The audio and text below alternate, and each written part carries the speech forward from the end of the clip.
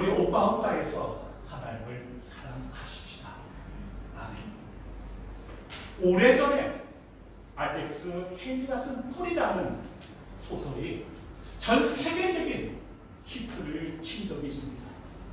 주인공 쿠타 킨테는 1750년 서부 아프리카 감비아의 길 투레이라는 난디 가족 토락에서 태어나 그 나이 17살 때 노예 상선에 납치되어 미국 반부에 끌려와 노예의 삶을 살았던 실존인물입니다.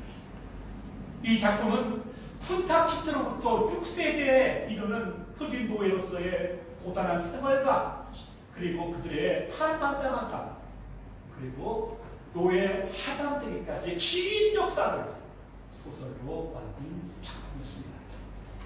그리고 이 소설은 후에 드라마로 또 제작돼서 큰 울림을 준 적이 있습니다. 이때 이 소설을 영향받아갖고 수많은 뿌리찾기 열풍이 일어난 적이 있습니다. 여러분, 뿌리찾기는 자신의 뿌리, 자신의 기원을 거슬러 올라가는 작업입니다. 여러분, 이게 왜 중요할까요? 기원은 곧 방향이라는 걸 뜻하기 때문에 사람이 자기의 뿌리, 자기의 기원을 알아야 비로소 바른 삶의 방향을 설정할 수가 있습니다. 오늘 현대인들이 그렇게 풍요롭게 살면서도 방황하며 좌절하며 어떻게 살 줄 모르고 살면서 흔들리고 있는 것은 자신의 삶의 뿌리, 자신의 기원부터 단절되었기 때문입니다. 내가 어디에서 와서 어디로 가는 건가? 다시 말하면 내가 누구인가를 다른 이해가 없기 때문에 그만 방향을 설정하지 못하고 이리저리 흔들리며 사는 모습들을 많이 보여주고 있습니다. 그렇기 때문에 진정한 뿌리찾기는 자신의 가문을 족보를 거슬러 올라가서 첫 시조를 찾는 것부터 끝나면 안 되고 더 깊이, 더 높이, 더 멀리 올라가서 우리만의 처음 존재, 그 존재의 뿌리 그늘까지 올라가지 않을 것입니다. 여러분, 우리의 기원이, 우리의 뿌리가 원수라고 믿는 사람의 삶하고 우리의 삶의 뿌리가 하나님께서 우리를 지었다고 믿는 사람의 삶이 가치감이, 삶의 방향이 결국 같을 수가 없을 것입니다. 우리 조상의 원수라면 우리가 자기 욕망을 따라서 짐승처럼 막 살아도 누가 뭐라 해서 하나도 없습니다. 그러나 우리 인생이 하나님께서 지으셨고 특별히 창조의 결정이고 하나님의 형상과 모양으로 지음받은 존재라는 우리 뭔가 달라져야 되지 않겠습니까? 그만큼 소중하고 우리 당당하게 가슴 펴고 살면서 책임 있는 삶을 우리가 살아가야 될 줄로 믿습니다. 그렇기 때문에 우리의 영성, 우리의 신앙, 우리의 철학, 우리의 가치한 모든 것은 우리의 뿌리가 어디에 근거하는 것에서 얼마든지 달라질 수밖에 없을 것입니다. 그럼 여러분, 우리가 뿌리를 찾기 위해서 어디로 가야 합니까? 역사 박물관에 가면 찾을 수 있을까요? 아닙니다. 오직 하나, 구약성을 특별히 창세기에서 우리가 찾아야 할 것입니다. 창세기는 우주와 삶의 모든 기원을 기록한 책입니다. 그렇기 때문에 구약 성경의 들머리라는 것은 맨 처음에 한 뜻인데 들머리는 창세기입니다. 하늘과 땅과 천지 만물이가 하나님이 만드신 작품임을 우리에게 말씀하고 있습니다. 그렇기 때문에 구약의 셈에서 영성을 길어 올리는 사람은 누구나 이 창조신앙의 숲속으로 들어가지 않습니다. 창조신앙은 우리를 만물의 뿌리가 되시는 하나님과 이어집니다. 그러면 창조신앙은 뭐냐? 곧 우리의 뿌리찾기라고 할 수 있습니다. 생명의 바탕을 더듬어 올라가는 작업입니다. 세상에 존재하는 그 모든 존재의 그 시작, 그 뿌리가 어디에 있는가 그 근본을 우리로 하여금 깨닫게 해주십니다. 여러분, 영성의 깊이는 우리가 이 이치를 어떻게 깨닫느냐였고 영성의 폭은 이것을 어떻게 받아들이냐에 달려있을 수 있습니다. 구약 성경에서 신앙의 세계, 영성의 숲은 창세기 1장 1절과 함께 펼쳐집니다. 그리고 1장 1절부터 2장 3절은 일종의 서사십니다. 1장 1절에 하나님께서 우리를 어떻게 창조하셨는가를 말해주고 이정표고요. 그걸 하나씩 풀어서 설명해주고 있는 내용이 바로 오늘 원래는 다 읽어야 하는 데가 약식으로 그냥 했는데 2장 3장에 이르는 같은 내용이 될 수 있을 것입니다. 오늘 본문에 보시면 태초에 하나님이 천지를 창조하셨다고 말씀하고 있습니다. 여기서 태초란 말은 한 처음입니다. 한 처음은 맨 처음이라는 뜻입니다. 히브리어에서 태초란 말은 시간의 시작이라는 말도 있고요. 그 속에는 근원이라는 말도 포함되어 있는 오늘 본문에 보시면 창조 이전의 세상에 대해서 말씀하고 있습니다. 2절 보세요. 땅이 혼돈하고 공허하며 흑암이 깊음 위에 있고 하나님의 영은 그 수면 위에 운행하시더라고 말씀하고 있습니다. 혼돈하다는 말은 질서가 없는 겁니다. 황량한 겁니다. 그리고 공허하다는 말은 텅 비어있는 겁니다. 거기에 텅텅 비어있는 모습을 말해주고 있는 것입니다. 그리고 그 어둠이 깊은 위를 뒤덮고 있었고 하나님의 전체를 다 그 위에 머물리고 포함하고 있는 같은 모습을 본문은 말씀을 하고 있습니다. 그래서 3절에 보면 이 흑암 속에, 이 어둠 속에, 이 공허함 속에 빛이 있으라 하심으로써 창조 역사가 시작되고 있는 걸 볼 수 있습니다. 그러면 창조는 무엇입니까? 결국 혼돈, 이걸 카오스라고 하죠. 혼돈으로서부터 질서, 코스모스로 바꾸시는 것이 우리가 창조를 볼 수 있습니다. 창조란 어둠에서 밝음으로의 여정입니다. 그리고 전환부터 아침으로의 여정입니다. 십자가에서 부활로 이루는 과정이 이것을 우리가 볼 수 있습니다. 그리고 그 모든 여정의 첫 출발은 빛이 있으라 하신 하나님의 말씀으로부터 시작되고 있는 걸 볼 수 있습니다. 그래서 창조의 첫 출발은 빛과 어둠을 나누면서부터 창조 사역이 시작됨을 볼 수 있습니다. 다시 말씀드려서 빛의 창조가 하나님 창조의 시작입니다. 1장 1절은 태초에 하나님이 천지를 창조하였다는 말로 포함되고 있습니다. 이 말을 히브리어 원문 순서로 이렇게 되어 있습니다. 태초에 창조하셨다 하나님이 하늘과 땅으로 되어 있습니다. 태초란 말, 맨 처음이란 말, 그리고 이어나오는 말이 뭐냐? 그가 창조, 그가 누굽니까? 엘로힘 하나님입니다. 성경에서 가장 많이 나오는 하나님 이름이 엘로힘 하나님 그리고 여호와 하나님입니다. 엘로힘 하나님은 하나님 능력과 권세를 강조할 때 쓰이는 하나님의 이름이시고요. 여호와 하나님은 당신의 백성과 언약을 이루시고 그 언약을 신실하게 지켜나가신 하나님 그 때는 여호와 혹은 야훼 하나님이라고 표현하고 있습니다. 창세기 하나님은 그렇기 때문에 능력의 하나님 엘로힘 하나님을 쓰고 있습니다. 그리고 하나님께서 천지 만물을 다 지으심을 통해서 만물의 뿌리가 인간의 뿌리가 우리 존재 뿌리가 하나님께 있음을 본문은 선포하고 있는 겁니다. 창조하시는 말은 히브리 말로 바락이라고 하는데 이 바락이라는 말은 성경 전체에서요 하나님만 주어로 쓰는 동사입니다. 인간의 바락이라는 말을 쓸 수 없어요. 하나님만을 주어로 쓰는 동사인데 이 바락, 이 창조하심을 통해서 전우주와 모든 것이 지어졌음을 말씀하고 있습니다. 그리고 1장 3절부터 31절까지 계속 이 어둠을 통해서 공허한 세상에 주의 말씀이 선포되죠. 하나님이 뭐라고 합니까? 말씀하시기를 뭐예요? 있으라. 하나님이 이르시되 하나님이 말씀하시되 무엇이 있으라 무엇이 빛이 있으라 뭐가 있으라 하면서 몇째 날이란 말이 반복되고 있는 것을 볼 수 있습니다. 그래서 그 하나님의 말씀이 혼돈 질서, 빛의 세계로, 코스모스의 세계로 만드신 것을 볼 수가 있습니다. 여러분, 창조가 빛으로 시작되었기 때문에 창조의 본성은 밝음입니다. 하나님의 역사가 있는 곳에는 그것은 어둠이 사라지고 밝음의 역사가 일어나는 줄로 믿습니다. 아멘. 또 하나님께서 빛을 만드셨기 때문에 창조의 바탕은 밝음입니다. 혼탁하고 어둡고 칙칙한 현장에 주의 빛이 날 때, 주의 진이 날 때 밝음의 역사가 일어나게 되는 줄로 믿습니다.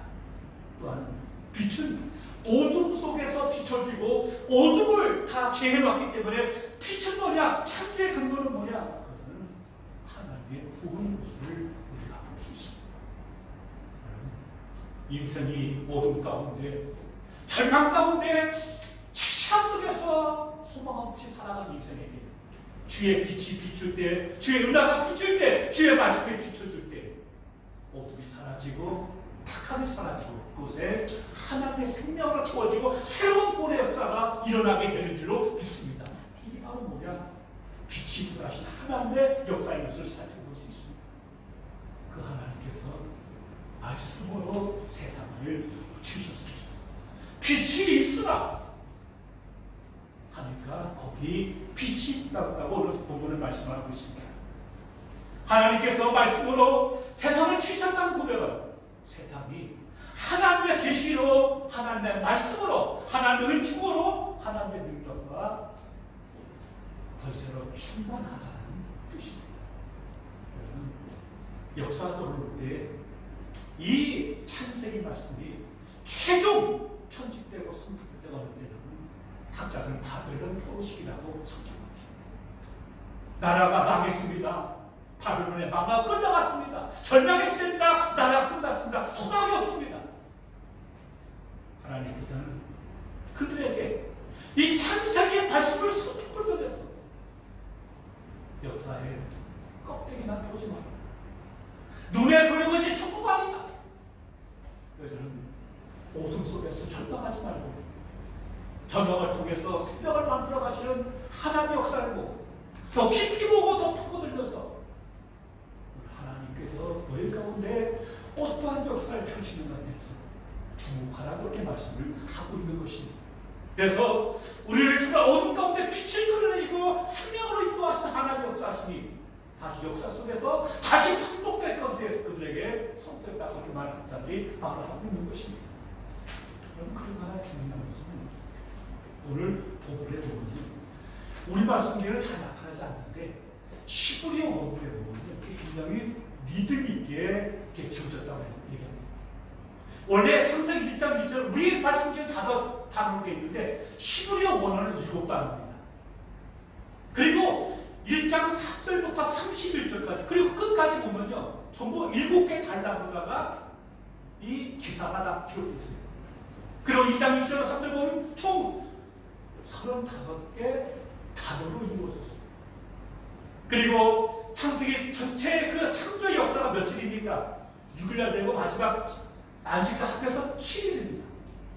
그러고요 성경 전체에 하나님이라는 단어가 35번 나오고 하늘이라는 단어가 21번 나오고 땅이라는 단어가 21번 나오고 그러니까 전체 구조가 7이라는 숫자를 중심으로다가 아주 세밀하게 집중되어 있고 짜여진 것이 이 창세기 기사입니다. 이걸 통해서 오늘 성경에는 완벽하다는 완전 수량 7이라는 숫자가 더불어 이 하나님 믿음이 되어갖고 이 글 전체가 지어졌다고 이렇게 학자들은 말을 하고 있습니다. 또 하나 우리가 우리가 주목해야 할 것은요. 창세기 1일부터 9일까지 보면 1, 2, 3일은 뭐예요? 혼돈한 세계 거기다가 어떤 눈에 보이는 어떤 걸 만들어서 그것을 설립 만들고 그 어두운 면에 그 아무것도 없는 곳에 뭔가를 채우시는 하나님의 역사가 기록되어 있고요. 또 4, 5, 6일은 공헌하는데 거기에 온 생명을 채우시는 하나님의 역사심이 포함되어 있어요. 다시 말씀드리면 창세기 1장 3절부터 31절 말씀은 앞에 보면 땅이 혼돈한 부분을 이렇게 채워놓으시고 나머지 공허한 아무것도 없는 부분을 상냥처럼 채워놓으신 하나님의 역사하시기 때문에 결국 3절부터 41절은 2절에 대한 하나님의 응답이라고 이렇게 설명을 하고 있는 것입니다. 그래서 전체적으로 보면 어떤 대칭과 조화의 어떤 질서를 구조로 갖고 만들었습니다. 다시 말씀드리면 첫날부터 3일은 혼돈의 형태를 부여하고 나머지 사흘 때부터 6일째까지는 그 공허한 부분에 생명체로 채워넣으시는 하나님의 역사하심이 기록되어 있는 것입니다. 또 하나 학자들은요, 이 말을 가만히 살펴보면 1, 2, 3, 4, 5, 6, 7, 7로 되어 있어요. 왜냐하면 맨 2장 1절로 3절은 이 나이라는 단어가 3번 나오거든요. 이걸 좀 더 구체적으로 말씀은 1, 2, 3, 3, 3, 4, 5, 6, 6, 7, 7, 7이랍니다. 왜 그러냐? 3이라고 6일째 되면 창조를 2번 하시거든요. 그러니까 이런 그 리듬과 음악적인 질서를 가지고 쓴 것이 바로 창세기라고 하는 것입니다. 다시 말씀드리면 창세기 1장부터 2장 3절까지는 하나님의 창조 질서를 기술하면서 하나님의 음악과 느낌적인 요소를 갖다가 집어넣었다는 것입니다. 브루스 윌킨께서 이렇게 표현했답니다. 모든 이스라엘 백성의 삶을 위한 오페라가 바로 창세기 창조 기사라고 말을 하고 있는 것입니다. 이 말이 우리에게 뭘 의미하냐 하면 이 창세기 1장 3절부터 2장 3절의 믿음을 우리 삶의 방식으로 표현할 때 창조 이야기는 그 옛날 끝난 이야기가 아니고 우리의 삶을 위한 우리 내면으로 들어오게 된다는 얘기입니다. 다시 말씀드리면 우리 삶이 창조의 시간 안에 천출할 때 창조의 시간과 가락에 그 보조를 맞출 때 우리는 계속해서 하나님의 창조 과정의 일부가 된다는 말입니다. 이거를 쉽게 말씀드리면 이 창조 기사 안에는 하나님의 음악성과 믿음이 있다는 겁니다. 그래서 우리가 우리의 심장과 우리의 존재를 그 하나님의 창조 믿음에 이걸 사이클 맞추면 그 창조 역사 과거의 사건은 끝나는 게 아니고 지금 우리 가운데 새로운 역사를 만드시는 하나님의 창조에 우리가 편입된다는 얘기입니다. 이해가 되십니까? 헬이 데이비드스로는 이런 글을 남겼습니다. 동료들과 포즈를 맞추어 걷지 않는 사람이 있다면 그것은 아마도 듣고 있던 북소리가 다르기 때문일 것이다. 박자가 어떻든 아무리 멀리서 들리던 사람은 누구나 자기한테 들리는 음악의 걸음을 맞춰야 합니다. 우리가 음악과 리듬에 우리의 삶을 맞추면 왠지 내 모자란 부분이 채워질 것 같은 느낌이 들게 되고요. 내가 뭔가 큰 것과 이어진 듯한 느낌을 갖게 됩니다. 우리는 무엇을 하든 우리의 삶을 어딘가의 음악과 리듬에 맞춰야 한다는 얘기입니다. 다시 말씀드리면 이 우주는 하나님의 리듬이 있고 음악적 가락이 있다고 하는 것이고 그것을 이 창조기사가 정말 잘 설명해주고 있다는 말씀입니다. 우리가 걸을 때도 보조라는 게 있지 않습니까? 춤추는 거 되고요. 리듬 있고 거기 음악이 있어요. 그거 맞추자 뭐가 불협화음이 돼갖고 뭔가 그게 제대로 되어지지 않는 그런 때가 참 많이 있습니다. 발레리나가 아무리 음악 높이 떴어도요. 착전의 순간이 니나잖아요. 그냥 고프라지 말고요. 농사짓는 농부가 아무리 제때 씨를 뿌렸어도 추수하는 그 리듬에 맞추지 않은 그 농사는 나중에 끝장나고 마는 것입니다. 이처럼 창조에는 하나님의 리듬이 있습니다. 그러면 우리 마음의 가면은 어떻게 그 리듬을 찾아갖고 리듬의 우리의 삶을 맞추느냐 보유하는 데 달려있는 것입니다. 노만배 그리는 그의 자전적 소설 흐르는 강물처럼 해서 스코틀랜드 일이고 장로교 목사인 그의 아버지에 대해서 이렇게 말하고 있습니다. 그야 우리는 인간이란 최초의 은혜의 상태에서 타락한 본성상 죄인으로서 하나님의 믿음을 찾음으로써만 힘과 아름다움을 되찾을 수 있다고 말했습니다. 그런데 우리가 그 믿음을 잃어버리는 삶은 부조화에 빠질 수밖에 없는 것입니다. 예를 들어서 다윗은 하프를 연주하면 사울에게 냈던 악신이 도망나가는 영감 있는 연주자였습니다. 그러나 그가 하나님의 믿음에서 떠나서 욕망을 따라서 바세바를 도망 그의 남편을 죽였습니다. 그는 스스로 부조화의 혼두풀에 빠질 수밖에 없었던 것입니다. 그러므로 시편 51편에 나타난 하나님이여 내 속에 정한 마음을 창조하시고 내 안에 정직한 영을 새롭게 하시라는 이 말은 뭐냐? 하나님의 믿음의 삶으로 다시 돌아가겠다는 그의 부르짖는 것을 우리가 볼 수 있습니다. 이것이 문제적 인간 가인만의 고통이고 가인만의 경험이겠습니다. 여러분, 성경에 나타난 예수님의 삶을 한번 따라가 보십시오. 그 예수 발걸음 하나하나는요, 철저하게 하나님의 시간, 하나님의 믿음에 맞춘 것이었습니다. 특별히 요한복음 6장을 보십시오. 거기에 오병이어의 기적이 일어납니다. 그걸 보면 많은 사람들이 눈이 뒤집혔어요. 로마에서 학대받던 시절, 그 배고픈 시대에 이거는 기적 중의 기적이고 복음 중의 복음이었습니다. 사람들은 그래서 예수를 억지로 모셔다가 자기들의 왕을 삼으려고 애를 썼습니다. 그런데 예수께서 어떻게 가는 것이죠? 아, 이제 사람도 알아보네. 그게 아니고 거기에 호응하는 들떠있는 제자들을 다 쫓아내버려요. 그분은 별로 산에 올라갔습니다. 왜요? 더 이상 세상의 소리를 듣지 않으려고. 그걸 씻어내고 다시 한번 하나님의 소리, 하나님의 믿음에 당신 생을 맞추기 위해서 산에 올라가셨던 것입니다.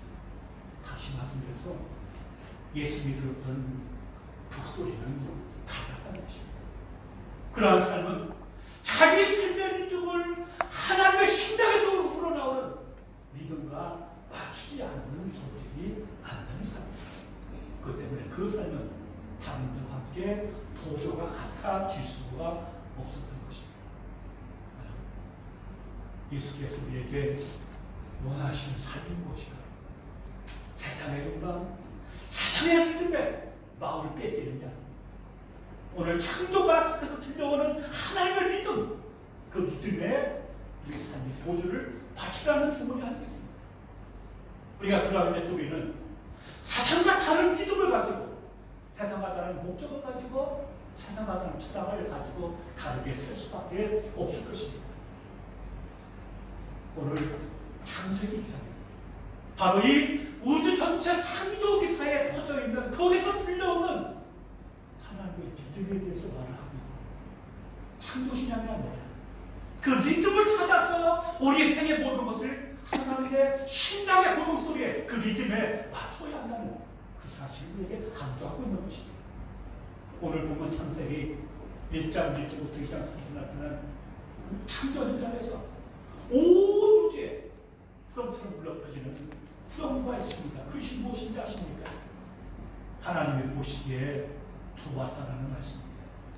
여기서 먼저 고단한 나라는 단순히 그냥 고단한 뜻이 아니고요, 어떤 구체적인 목적을 가지고 세밀하게 지극한 관심을 가지고 지켜보는 걸 말합니다.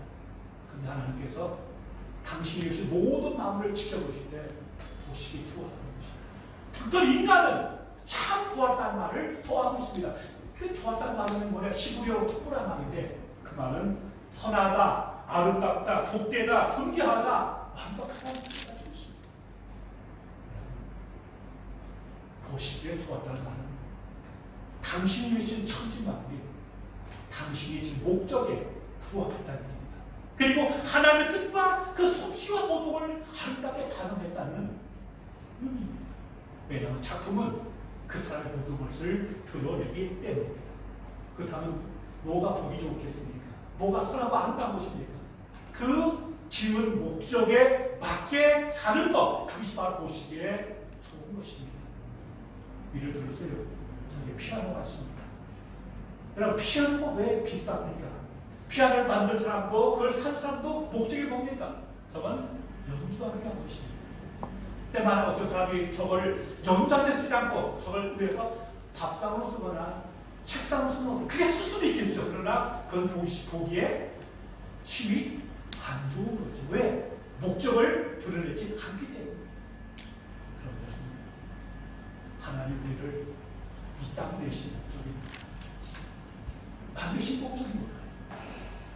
짐승처럼 살라고, 박살나고, 의미 없이 살라고 한 것이 아닙니다. 이사야서는 43장 21절에 쓰인 말하고 있습니다. 이 백성은 내가 나를 위하여 지었나니 나를 찬송하게 하려 하리라. 하나님이 우리를 주신 목적은 우리가 하나님의 선하심을, 그분의 완벽하심을, 그분의 아름다움을, 그분의 복되심을 만방에 드러내고 그걸 통해서 하나님께 영광 돌리는 삶을 위해서 우리 땅에 내신 줄을 믿습니다. 우리의 삶이 그걸 반항할 때 우리 여전히 부족함에도 불구하고 하나님 오시기에 힘이 좋게 되신 줄을 믿습니다. 어떻게 가능합니까? 진짜 뿌리 찾기를 통해서 내가 누구인가? 나는 어디에서 왔고 나를 만드신 이유가 누구인가?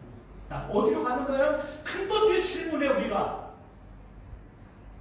답을 찾아 그 목적이 우리의 삶을 이끌어가는데 우리의 삶은 지금도 하나님 오시기에 좋은 줄을 믿습니다. 왜냐하면 그 하나님 오늘도 당신의 목적을 이루시려고자 애쓰는 사람들에게 우리 가운데 여전히 새 일을, 새 역사를, 새 창조를 만들어 가시기 때문에 아멘. 우리 남생애가 더욱더 주를 기쁘게 하는 하나님 오시기에 참 아름다운 복된 인생 되시기를 주님의 이름으로 축원합니다. 아멘. 기도하겠습니다. 아버지 하나님 감사합니다. 우리의 창조 신앙이 그 먼 옛날 창세기 1장 1절로 굳어지고 구동되지 않게 하시고 지금도 우리의 삶이 우리로 주신 그 목적을 드러내고 주께 찬송되어 통해서 여전히 우리 가운데 새 일을 해가지는 하나님의 창조에 살아있는 샘플이 될 수 있는 은혜 더해 주시옵소서. 우리의 삶의 모든 것이 하나님의 선하심과 인자하심과 아름다움과 그 완벽하심을 드러내는 삶이 되게 하시고 주님 오늘 우리 가운데 새 역사를 새 일을 행하셔서 하나님 찬송받아 주시고